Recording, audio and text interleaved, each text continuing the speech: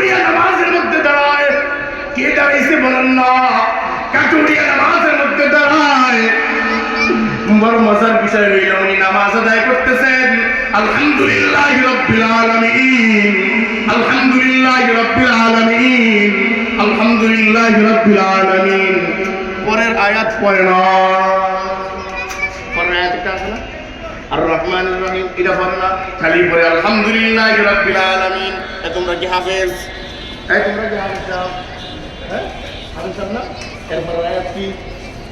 আর রহমানুর রহিম, ঠিক না? আর রহমানুর রহিম। কিন্তু মজার বিষয় হইল কাঠুরিয়া বারবার পড়তেছে আলহামদুলিল্লাহি রাব্বিল আলামিন। এবার আমরা কি করতাম? লোকমা দিতাম কি দিতাম না? এই লোকমা দিতাম না? হাফেজ না? লোকমা দিতাম না? এবার জুন্নুন মিস্ত্রি পিছন দিয়ে লোকমা দেয় আর রহমানুর রহিম।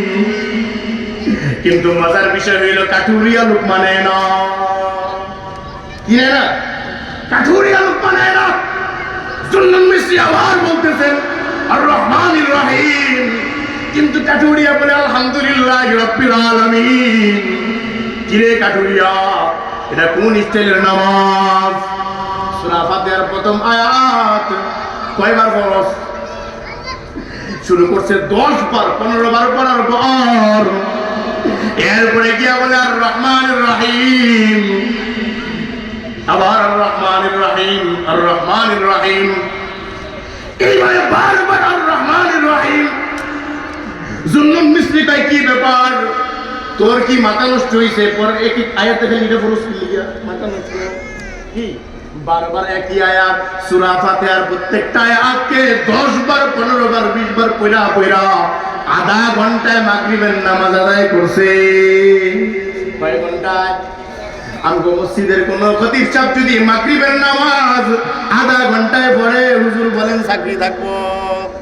হ্যাঁ, সালাম ফিরাইয়া বলবে হুজুর দোয়া করার দরকার নাই, বাড়ি চলে যাও, ঠিক না? হ্যাঁ, এবার নামাজ শেষ করার পরে এই জুন্নুন মিস্ত্রি আছে আছে, জি হুজুর বলেন, এটা কোন স্টাইলের নামাজ? জীবনে তো পড়লাম না, আমার ব্যাখ্যা করে বুঝে এটা কোন সিস্টেমের নামাজ? কাঠুরিয়া বলতেছেন যে হুজুর মাফ করবেন, কষ্ট দিয়ে হয়েছি লম্বা সময় নামাজ পড়াইয়া, মাফ করবেন। কিন্তু আমার মনে হয় চোখের পানি ছেড়ে কান্দেন আর বলতেছেন হুজুর আমার মনে হইতেছে, আমার মনে হইতেছে এই জমিনের উপরে আসমানের নিচে আমার মতো গুনাহগার আর কেউ নাই। কেন তোমার এইটা মনে হয়? কাঠুরিয়া বলতেছেন হুজুর আমি 20 বছর আগে একজন আল্লাহওয়ালার হাতে হাত লাগাইয়া বায়াত হইছিলাম। কি হইছিলাম বলেন না? হাতে হাত লাগাইয়া মুরিদ হইছিলাম একজন আল্লাহওয়ালার হাতে। উনি আমাকে নামাজ শিখাইছেন। বড় আজীব এক বিষয় হইল উনি আমাকে বলছেন নামাজের মধ্যে রব্বে কারীমের সাথে কথা বলা যায়। কার সাথে? জোরে কয় না ইন্না লিল্লাহি, এতগুলো মানুষ বই রইছেন নামাজ নাই, কার সাথে?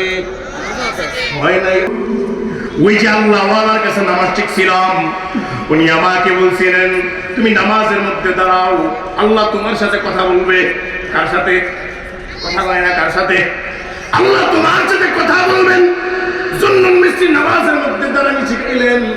বলেন আমি যখন নামাজের মধ্যে দাঁড়াইতাম তখন যখন বলতাম আলহামদুলিল্লাহি রাব্বিল আলামিন, তখন আল্লাহ কুদরতি আওয়াজ দিয়া বলতেন হামিদানি আবদি।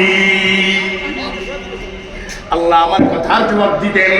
একবার বলার পরে আল্লাহ আমার কথার জবাব দিতেন।